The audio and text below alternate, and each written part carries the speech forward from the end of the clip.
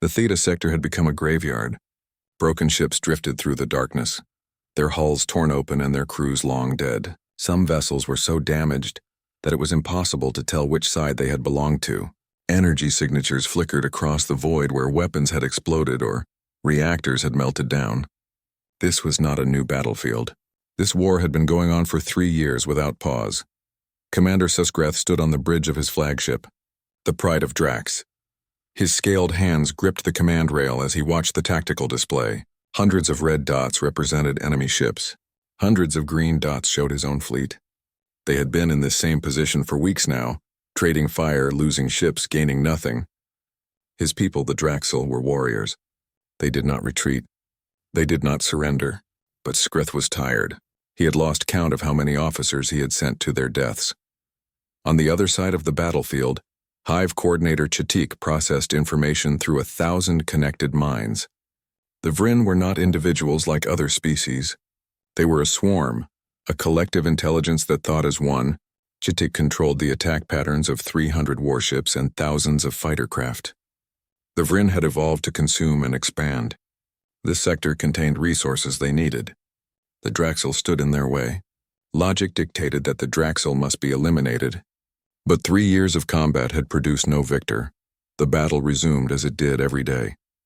Draxel cruisers fired plasma torpedoes that burned through space at incredible speeds. Vryn ships responded with swarms of biomissiles that could change direction and hunt their targets. Energy shields flared and collapsed. Hull plating melted. Small fighter craft engaged in deadly dances. Their pilots or hive minds trying to outmaneuver each other. And when the day ended, both sides would count their losses and prepare to do it all again tomorrow. Eskreth received a report from his sensor officer. 12 ships lost today, 18 damaged. Enemy losses estimated at 15 ships destroyed. It meant nothing. Tomorrow there would be more ships, more deaths, more stalemate. He had tried every strategy. Flanking maneuvers, concentrated fire, feint attacks. The Vryn adapted to everything. Their hive mind learned quickly and shared knowledge instantly across the entire fleet. Chatik analyzed the day's combat through 1 million data points. Acceptable losses. The Draxel were predictable. Their honor code made them attack directly. Their pride made them refuse retreat. This should have made them easy to defeat. But the Draxel were also fierce and skilled. Every Vryn advance had been matched by stubborn Draxel resistance. The war would continue until one side was completely destroyed. Shtik calculated this would take another 4.7 years at current rates. Then something changed. A sensor technician on the Pride of Drax noticed it first. A contact at the edge of the system. Not Draxel, not Vryn, something else. The signature was strange, unlike any ship design in the database. Eskrith ordered his fleet to maintain position while they investigated. Perhaps this was a merchant vessel that had stumbled into the war zone. Perhaps it was a scout from another species. Either way, it was not important. The Vryn detected it moments later. Chatik devoted a fraction of its consciousness to analyzing the contact. The ship was large. Very large. Larger than any vessel currently in the Theta sector. But it was alone. A single ship against 2 fleets. Chatik dismissed it as irrelevant and returned focus to the Draxel fleet. Hours passed. The contact continued moving toward the battlefield. It did not respond to hailing frequencies. It did not alter course when warned away from the combat zone. Both fleets began paying more attention. Eskrith called up his intelligence officer. "What do we know about this contact?"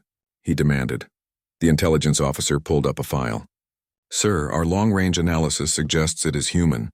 Eskreth's scales rippled in confusion. "Human? The primitive species from the Sol system?" "Yes, sir. They have been spacefaring for less than 2 centuries. They have limited presence in this region. Our intelligence rates them as minimal threat." Skreth dismissed the concern. Humans were barely worth noticing. They had a few colonies, a small fleet of basic ships. They were not players in galactic politics. If this was a human vessel, it would leave once it realized what it had stumbled into. He returned his attention to the Vryn fleet, but the ship kept coming. Chatik accessed the collective memory about humans. A young species, physically weak compared to Draxel warriors. No hive mind like the Vryn, technologically inferior. They had made contact with galactic civilization only recently. Some merchants had traded with them. The report said humans were curious and adaptable, but nothing suggested they were powerful. Ch'tik assigned minimal importance to the approaching vessel. By the next day, both fleets had stopped fighting. This was unusual enough to worry both commanders.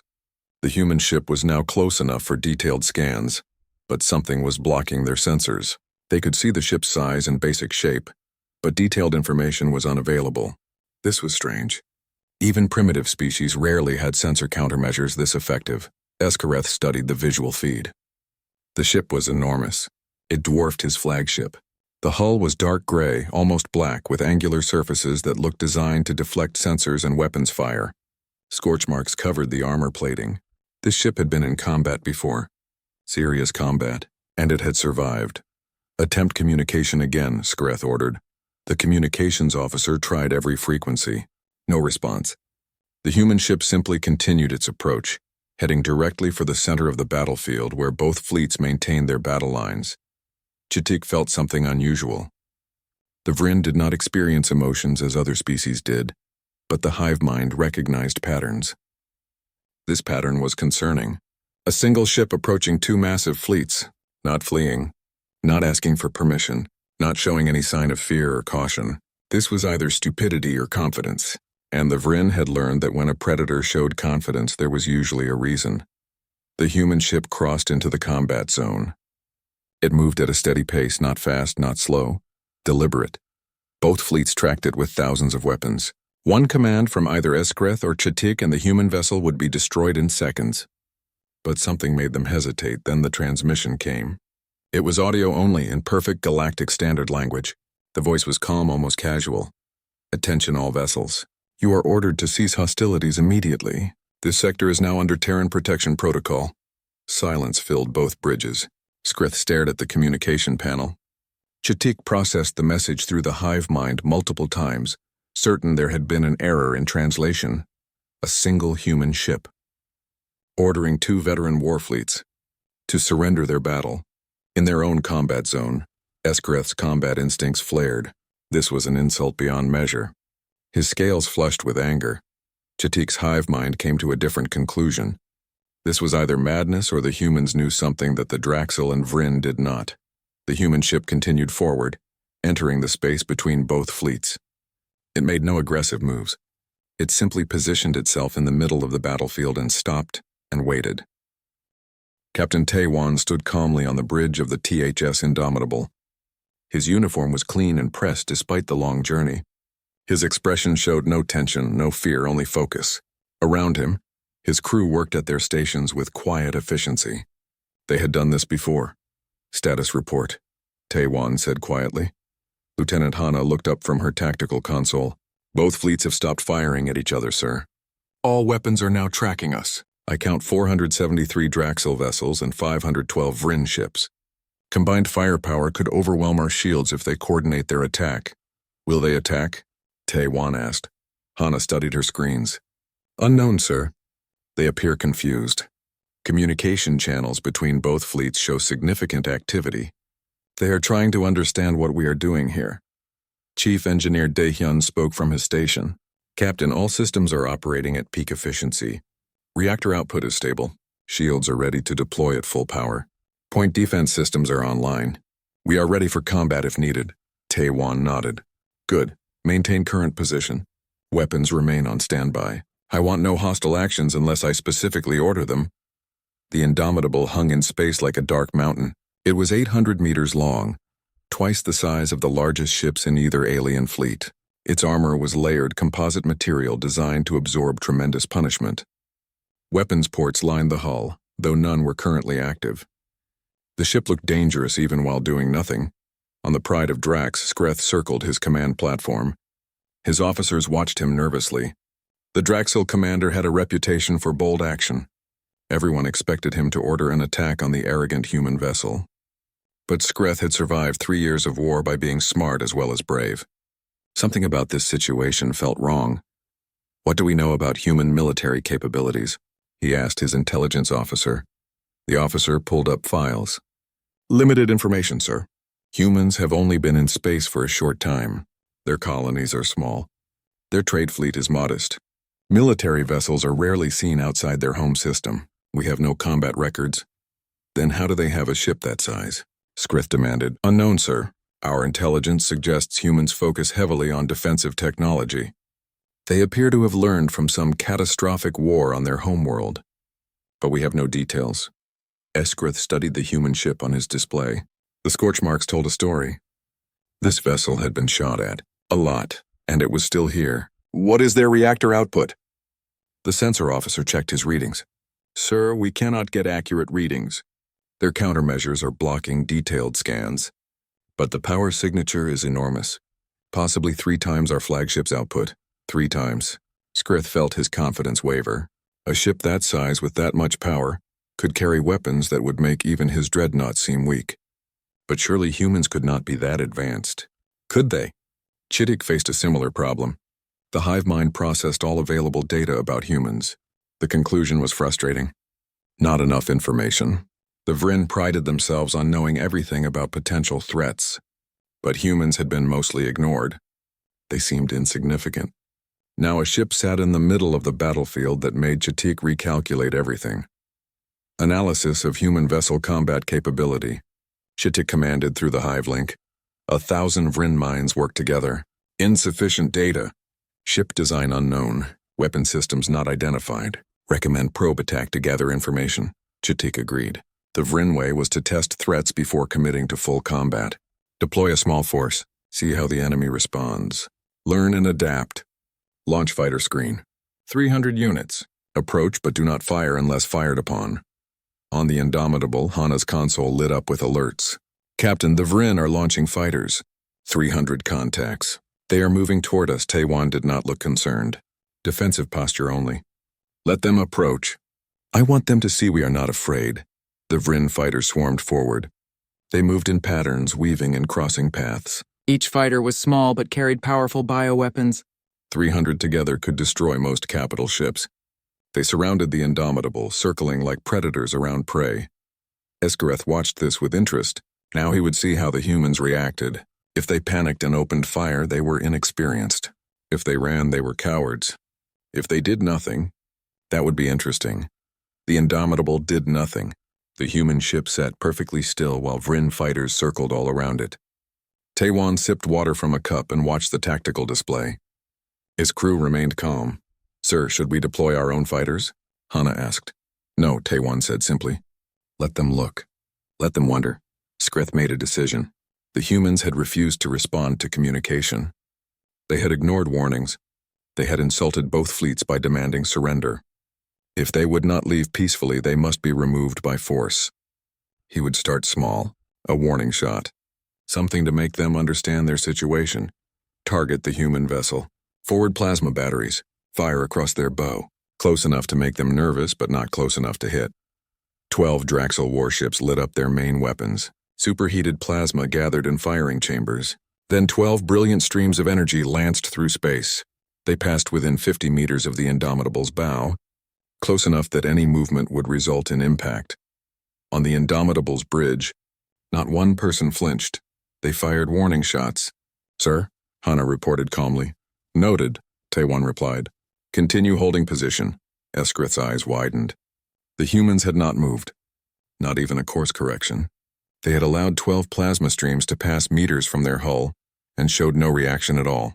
This was either incredible bravery or incredible foolishness. Increase intensity, Skrith ordered. I want a full barrage. Target their engines. Maybe if we disable them, they will talk. This time 50 Draxel ships fired. Plasma torpedoes and energy beams converged on the Indomitable from multiple angles. It was enough firepower to cripple any ship in either fleet. More than enough to destroy most vessels outright. What happened next changed everything. The Indomitable's point defense systems activated. Hundreds of small turrets emerged from the hull. They tracked incoming fire with impossible precision. Laser beams shot out and intercepted every plasma torpedo before impact. Energy shields flickered into existence exactly where enemy beams would hit, absorbing the energy and dissipating it harmlessly. Not one shot touched the hull. Not one. On the Pride of Drax, alarm klaxons began sounding. Skrith's officers shouted reports. The sensor officer's voice cut through the noise.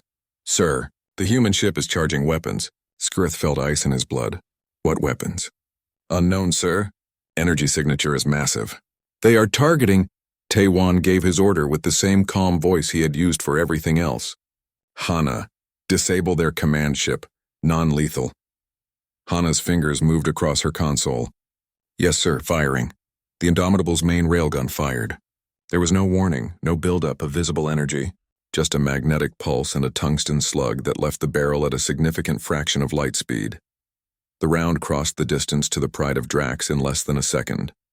Draxel's shields, designed to stop energy weapons and explosives, did nothing against a solid metal projectile moving that fast. The slug punched through the shield as if it was not there. It entered the front of the flagship, passed through the command deck, exited through the rear hull, and continued into space. Every electronic system on the Pride of Drax died instantly. The electromagnetic pulse generated by the round's passage fried circuits and shut down reactors. Emergency lights flickered on, then failed.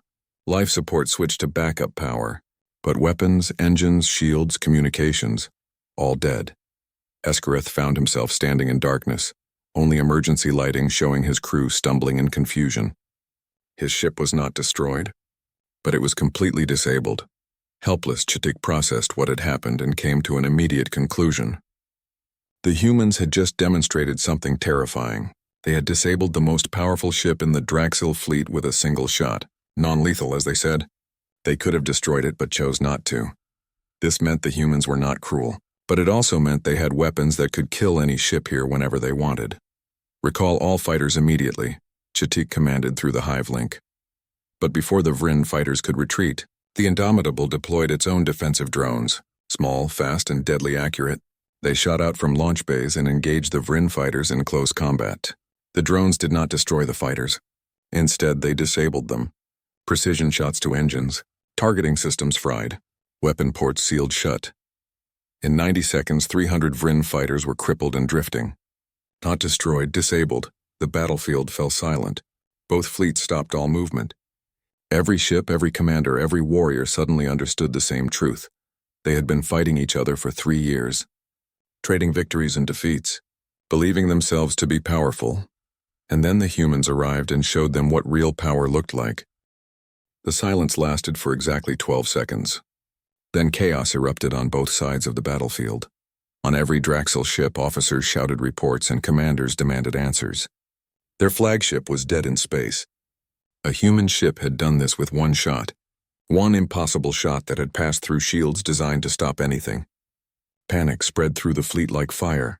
Eskarith forced himself to remain calm even as his ship drifted helpless. Emergency power barely kept life support running. He could see his bridge crew working by dim lighting, trying to restart any system they could. His communications officer managed to get short-range systems working. Sir, we are receiving signals from the fleet. They want orders. They want to know if we should attack the humans. Attack? With what? Skrith had just watched his shields become worthless. If the humans could disable his flagship so easily, what would happen if they actually tried to destroy ships? He needed to think. He needed information. He needed to not get his entire fleet killed. Tell the fleet to hold position. No offensive action without my direct command. Send a shuttle to the human ship. Request communication. The Vryn response was different. Chittik did not panic because the hive mind did not experience panic in the same way. Instead, it calculated. The humans had demonstrated superior defensive technology, superior offensive technology, and superior tactical precision. The logical conclusion was clear. Continued combat would result in Vryn defeat. Perhaps total destruction, but the hive mind also noted something interesting. The humans had disabled, not destroyed.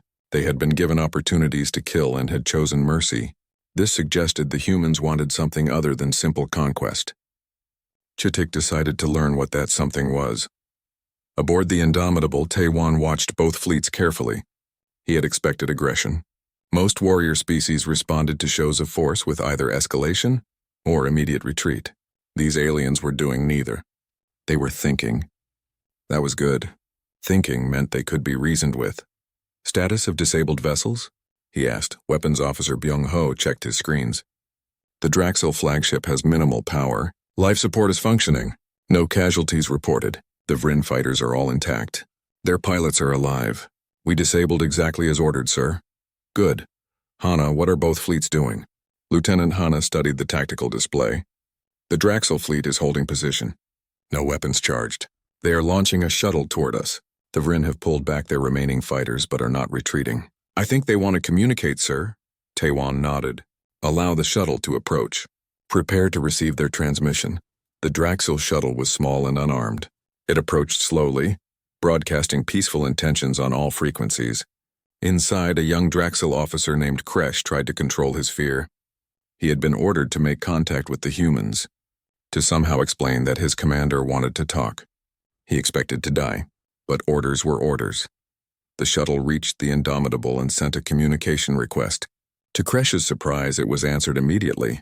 A human face appeared on his screen. Male, dark hair, calm expression. The human spoke in perfect galactic standard. This is Captain Taewon of the Terran heavy ship Indomitable. State your purpose, Kresh stammered slightly. I bring a message from Commander Eskareth of the Draxel Confederation. He requests communication with your command authority. Taewon studied the young officer for a moment. Your commander fired on my ship without provocation. Why should I speak with him? Because, Kresh searched for words. Because he understands that he made a mistake. Because he wishes to avoid further conflict. Because he is a warrior who recognizes when he has met a superior force. That last part was hard for Kresh to say. Draxel did not admit weakness easily. But it was the truth, and the humans seemed to appreciate truth. Taewon nodded slowly. Very well. I will speak with Commander Skreth. Open a channel.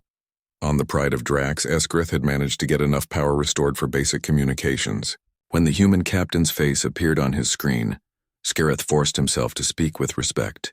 It tasted like poison, but he had no choice. Captain Taewon, I am Commander Skreth. I must know. Why are you here? Taewon leaned back in his command chair.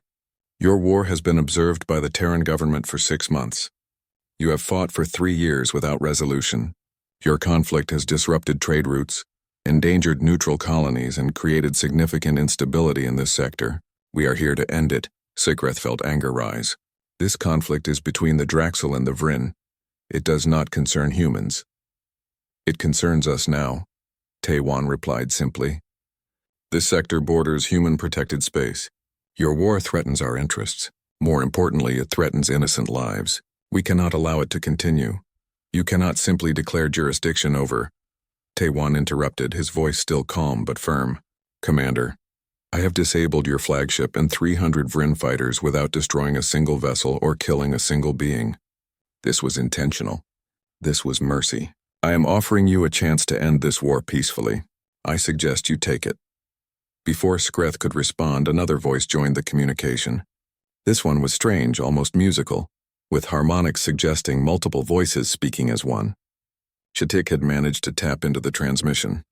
Human Captain, this is Hive Coordinator Chitik of the Vryn Swarm.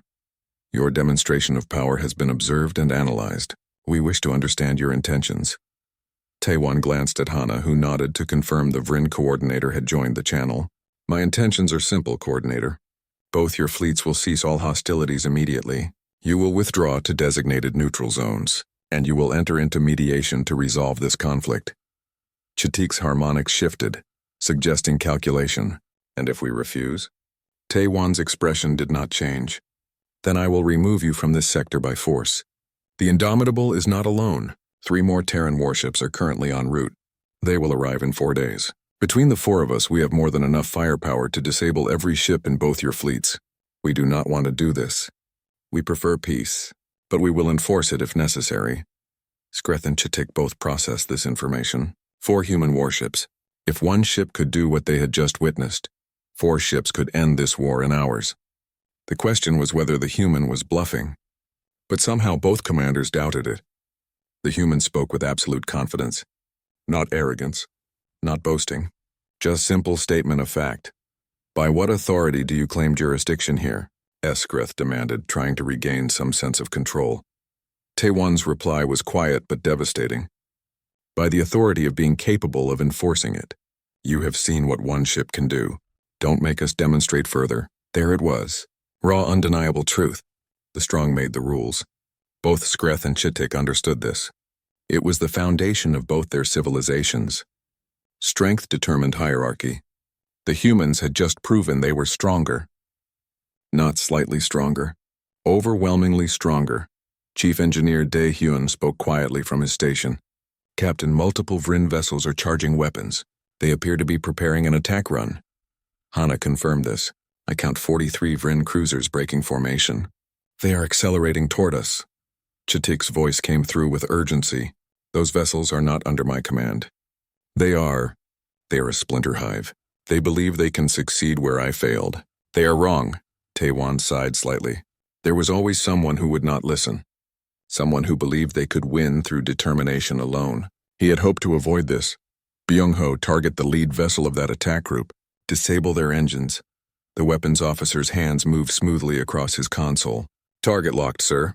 Fire. Another railgun shot. This time aimed at engines instead of command systems. The tungsten slug struck the lead Vryn cruiser's rear section. The ship's engines exploded, but the hull remained intact. The vessel tumbled out of formation, momentum carrying it forward but no longer under power. Second vessel, Taewon ordered. Another shot. Another disabled ship. Third vessel. The Indomitable fired methodically, one shot every 5 seconds. Each shot disabled one ship. The attacking formation fell apart as vessels tumbled away with destroyed engines. By the time the Indomitable had fired 12 times, the remaining Vryn ships broke off their attack and retreated. 12 ships disabled in 1 minute. And the human warship had barely moved. Chatik's voice returned, the harmonics suggesting shame. I apologize for the actions of the splinter hive. They have been educated. It will not happen again, Taewon nodded. See that it does not. Now both of you, listen carefully. I am going to broadcast an order to every ship in this sector. You will ensure your fleets comply. If anyone fires a weapon, if anyone makes an aggressive move, if anyone attempts to continue this war, I will respond with immediate and overwhelming force. Do you understand? Skrith wanted to rage. He wanted to reject this arrogant human's commands, but his flagship was still dead in space. His fleet was outmatched, and deep down part of him was tired. Tired of war, tired of losing ships, tired of deaths that achieved nothing. Perhaps the humans could do what he could not. Perhaps they could end this. I understand, he said quietly. Chatik's calculations reached the same conclusion through different logic. The Vryn. 3 days passed in tense peace. Both alien fleets had withdrawn to their designated zones as ordered. The Draxil fleet clustered around a small moon on the system's outer edge, using it as a temporary base while they made repairs. The Vryn had pulled back to an asteroid field where they could harvest resources and tend to their damaged vessels. Between them, in the center of the sector, the Indomitable maintained position like a dark sentinel. Captain Taewon spent those 3 days observing both sides carefully. He studied their ship movements, monitored their communications, analyzed their behavior patterns. He wanted to understand who he was dealing with. Wars did not start without reasons, and they rarely ended without understanding those reasons. Lieutenant Hana compiled reports on both species. She read them to Taewon during their daily briefing. The Draxil are a warrior culture. They value honor, courage, and strength. They have a rigid hierarchy based on combat achievement. Backing down or showing weakness is considered shameful. That is why Commander Skreth struggled to accept our intervention. It went against everything his culture taught him. Taewon nodded thoughtfully. And the Vryn? They are a hive mind species. Individual Vryn have limited intelligence, but when connected they become highly advanced. They think in terms of collective survival and resource efficiency. They do not understand concepts like honor or pride. To them, this war was simply a resource acquisition problem. They needed what this sector contained, and the Draxil were obstacles to be removed. So we have warriors fighting calculators, Taewon said. Neither side capable of compromise because their entire nature drives them to fight. Communications Officer Su-jin looked up from her station. Sir, we are receiving a transmission from the Draxil fleet. Commander Siskareth requests permission to approach. Taewon considered this. The Draxil commander had been quiet since their first conversation. His flagship had been towed back to the fleet by other vessels, and engineers had been working around the clock to repair the damage.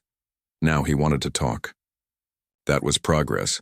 Grant permission, but only his personal shuttle. No armed escorts.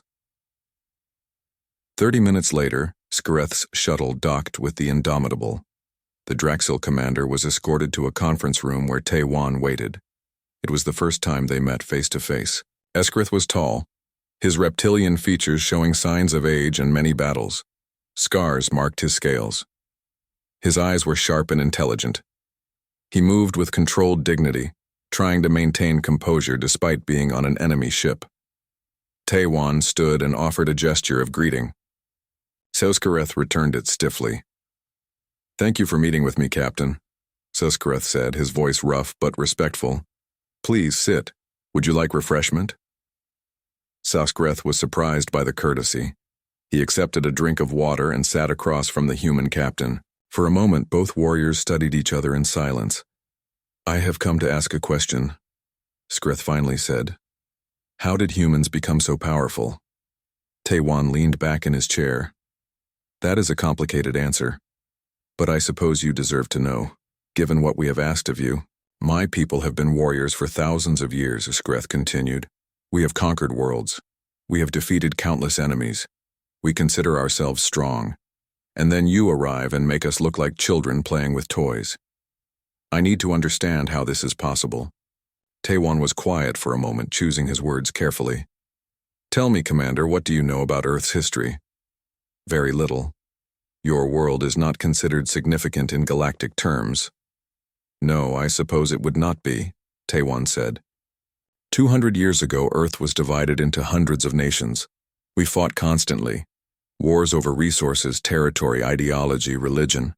We developed weapons of incredible destructive power. Nuclear weapons that could destroy entire cities.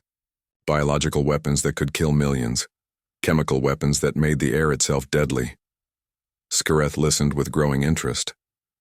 "And we used them," Tae-Wan continued, his voice harder now. "We nearly destroyed ourselves. Billions died. Our planet was poisoned. Entire regions became uninhabitable. We came very close to extinction." "But you survived," Skreth observed. "Barely. The survivors realized we had a choice. Continue fighting until nothing remained, or find another way. It took decades, but eventually humanity united. We put aside our differences. We focused our energy not on killing each other, but on survival and advancement. We cleaned our planet. We developed new technology. And we swore that we would never let our destructive nature control us again." Tae-Wan stood and walked to the window overlooking space. "When we reached the stars and met other species, we saw the same patterns.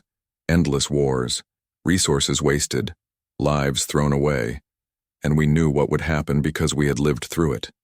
We decided that if we had the power to stop such waste, we had the responsibility to do so. So you built ships like this," Skareth said, gesturing around at the Indomitable. "Why? If you value peace, why do you have such powerful weapons?" "Because peace is not the absence of the capacity for war," Tae-Wan replied. "It is the choice not to use that capacity.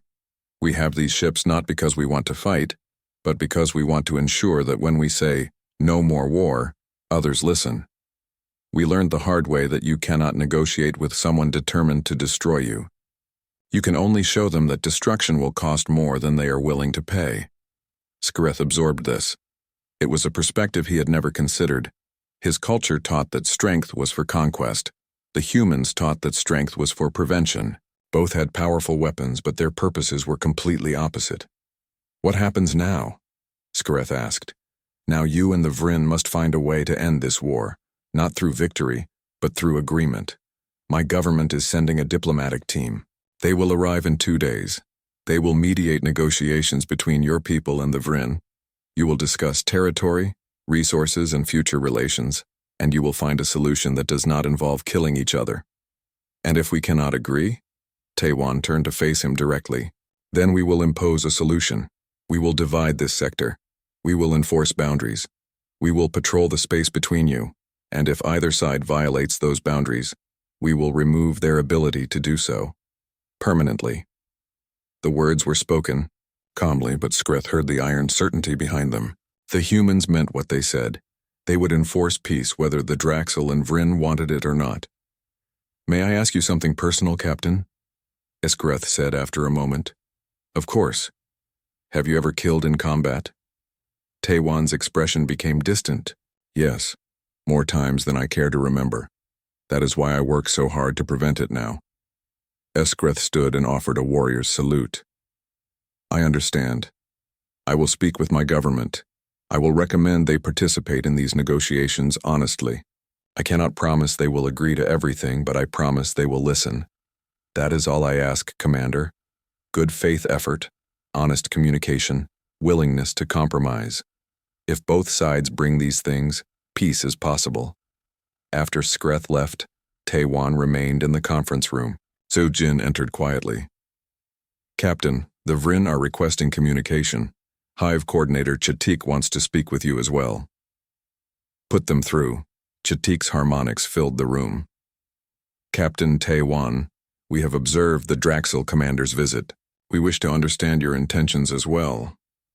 Taewan explained the same things he had told Seskareth. The Vrin's response was different, but equally thoughtful. We understand your logic, Chatik said. The Vrin Collective has calculated that continued warfare has a net negative efficiency. Resources spent on combat exceed resources gained from territory. But we also calculate that retreat equals failure. The hive mind is structured to expand, not contract. Then expand in a different direction, Taewan suggested. This galaxy is vast. There are unclaimed systems, uninhabited worlds, resources that do not require you to fight others. Humans can provide data on such locations. We have explored regions that your species have not reached. The harmonics shifted, suggesting interest. You would share this information? Why? Because helping you find peaceful expansion serves everyone's interests, including yours. Chatik was silent for a long time. Then, the Vrin will participate in negotiations. We will bring good faith effort, as you call it. But understand, Captain, the hive mind makes decisions slowly. We must reach consensus among billions of individual nodes. This will take time. Time is acceptable, Coordinator. Violence is not. Take the time you need. We will wait. After the call ended, Hana approached Taewan. Sir, do you think this will actually work? Can we really stop a 3-year war with just diplomacy and the threat of force? Taewan looked tired suddenly. I do not know, Hana, but we have to try. The alternative is that we destroy both fleets, and I would rather not have that on my conscience. These beings are not evil. They are just trapped in a cycle they do not know how to escape. If we can show them the way out, maybe they will take it. And if they do not, then we do what we must.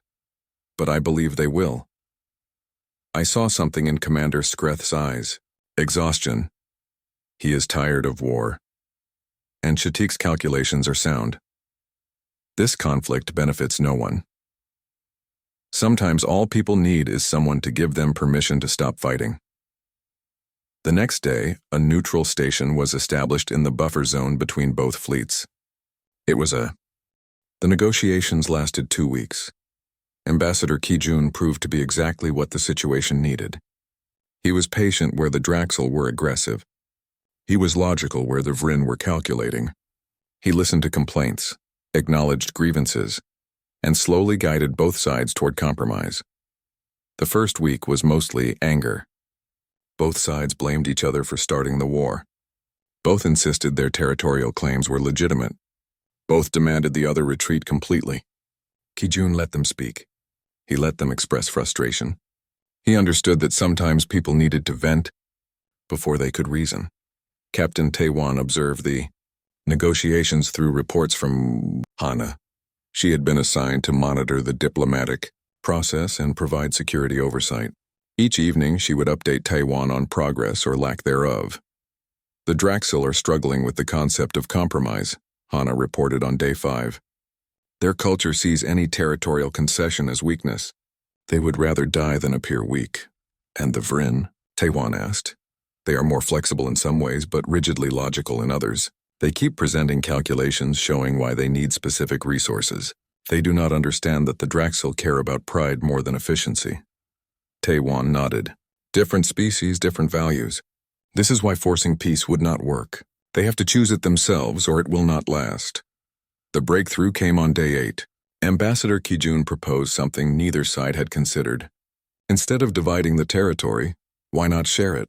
The resources in this sector are abundant, he explained to both delegations. More than enough for both your peoples. The Draxel want the territory for strategic purposes and to maintain their borders. The Vryn want the resources for expansion and growth. These goals are not mutually exclusive. He displayed a new map on the holographic screen. I propose a joint administration zone. The Draxel would control the outer territories, maintaining their defensive perimeter. The Vryn would have access to the asteroid fields and resource-rich inner areas. Both would agree not to station military vessels in shared spaces. Both would benefit from trade and cooperation rather than continued conflict. Skreth, who attended the negotiations personally after his flagship was repaired, studied the proposal carefully. His military mind saw the advantages. Maintaining the outer defense line was actually more valuable than controlling the interior resources. His pride could accept this because it was not a retreat. It was a strategic repositioning. Chatik's hive mind processed the proposal through billions of calculations. The efficiency was undeniable. Access to resources without continued combat losses, reduced military expenditure, potential for trade relationships that could benefit the collective. The numbers worked, but old hatreds were not easily dismissed. A Draxel general stood and spoke angrily. How can we trust the Vryn? They have killed thousands of our warriors. They are insects, mindless and cruel. They would betray any agreement the moment it suited them. Before Chatik could respond, Ambassador Kijun held up his hand. General, let me tell you a story. 200 years ago, my nation on Earth was at war with another human nation. We fought for decades. Millions died. We called our enemies monsters, said they were less than human, that they could not be trusted. And they said the same about us. The general listened, curious despite his anger. Then one day we ran out of young men to send to war. We ran out of resources to build weapons. We ran out of land that was not poisoned by our fighting. We had a choice. Make peace or die. We chose peace. Today that nation I once fought is our closest ally. Their people and my people are friends. We trade, we share technology, we help each other. The monsters became partners. Kijun looked at both delegations. That is what I am offering you. Not friendship, not immediately, but partnership. A chance to stop being enemies and start being neighbors. You do not have to like each other. You just have to stop killing each other. The room was quiet. The Draxel general sat down slowly, his anger deflated by the simple truth of the ambassador's words. A Vryn subnode spoke, its harmonic suggesting confusion. You say your people nearly destroyed themselves. Why would you then go to the stars? Why not remain isolated, focused on your own survival? Ambassador Kijun smiled sadly. Because we learned that our greatest strength comes not from isolation, but from cooperation. When we finally unified Earth, when we stopped fighting ourselves, we achieved more in 50 years than we had in the previous 1,000. We cured diseases. We cleaned our environment. We developed technology that seemed impossible, all because we stopped wasting energy on conflict. He gestured to the data streams showing both fleets. You have been fighting for 3 years. Imagine what you could have built with those resources. Imagine what you could have discovered if your best minds were focused on creation instead of destruction. That is what humanity learned. That is what we want to share. Chatik's harmonic shifted to a tone that suggested understanding. You intervene not to conquer but to teach. Yes, Kijun confirmed. We do not want your territory. We do not want to rule over you. We want you to survive and thrive, because that makes the galaxy better for everyone, including us. Skreth stood. The old warrior looked tired but thoughtful. I must consult with my government, but I will recommend they accept this proposal. 3 years of war have cost us too much. If peace is possible, even peace with the Vryn, then perhaps it is time to try. The negotiations continued for another week, working out details and specifics. Border definitions, trade agreements, dispute resolution procedures, military movement restrictions. It was tedious work, but both sides engaged honestly. On day 14, the treaty was finalized. Both sides signed, though some did so reluctantly. The war in the Theta sector was officially over. That evening, Captain Tae-wan was invited to the celebration aboard the neutral station. He did not usually attend such functions, but Ambassador Kijun insisted. When he arrived, he found an unusual sight. Draxel and Vryn, Ancient enemies occupying the same space without weapons drawn. They were not friendly, but they were peaceful. That was enough. Eskareth approached Taiwan, walking with more ease than before. Captain, I wanted to thank you personally. You saved countless lives on both sides, including mine. Taiwan shook his head. You saved yourself, Commander. You chose to listen. You chose to compromise. That took more courage than any battle. Perhaps, Eskareth admitted, but it was your strength that gave me permission to show wisdom instead of pride. In my culture, backing down is shameful, but backing down to a superior force is acceptable. You gave me that excuse. Ch'tik joined them, its harmonics suggesting something close to respect. Captain Taiwan. The Vryn Collective has calculated something interesting. The human intervention, while initially seeming inefficient, has resulted in net positive outcomes for all parties. We wish to understand more about your species and your methods. You are welcome to visit Earth, Taiwan offered. We have much we could share if you are interested. Both alien leaders agreed this would be valuable. They spoke for a while longer, awkwardly at first, then with growing comfort. Ambassador Kijun watched from across the room, smiling at his success. Later, as Taiwan prepared to return to his ship, Hana found him in the docking bay. Sir, I wanted to ask you something. Do you think this peace will last? Taiwan considered the question carefully. For now, yes. Will it last forever? Probably not. Peace is not a destination, Lieutenant. It is a continuous process. Old hatreds will resurface. New conflicts will arise, but they have tools now to handle disputes without war. And they have seen that cooperation benefits everyone more than conflict. That lesson alone is worth what we did here. The other human warships are arriving tomorrow, Hana noted. What will happen to them? They will patrol this sector for 6 months, ensuring compliance with the treaty. After that, we will reduce our presence gradually. The goal is not to occupy, but to stabilize. Once both sides prove they can maintain peace themselves, we will leave them to it. And if they break the treaty, then we return and remind them why they signed it, Taiwan said firmly. But I do not think they will. I saw real commitment in both leaders. They are tired of war. They want something better. We just help them find the courage to reach for it. 3 months later, Captain Taiwan stood on the observation deck of the Indomitable. The ship was preparing to leave the Theta sector. The other 3 human warships had already departed. Only the Indomitable remained for one final patrol. Chief Engineer Dae-hyun joined him at the window. Strange to think how quiet it is now. When we first arrived, this place was a shooting gallery. Now look at it. The space between the former battle lines was no longer empty. Trade vessels moved through established corridors. A small Draxel station had been constructed near the border to monitor traffic. Vryn harvesting ships worked the asteroid fields, collecting resources without interference. It was not perfect, but it was peaceful. Any issues during the transition? Taiwan asked. A few minor incidents. Some Draxel patrol fired warning shots at a Vryn ship that strayed too close to restricted space. But both sides followed the dispute protocols. Communication, investigation, resolution. No escalation to violence. Good. That is exactly how it should work. Dae-hyun glanced at his captain.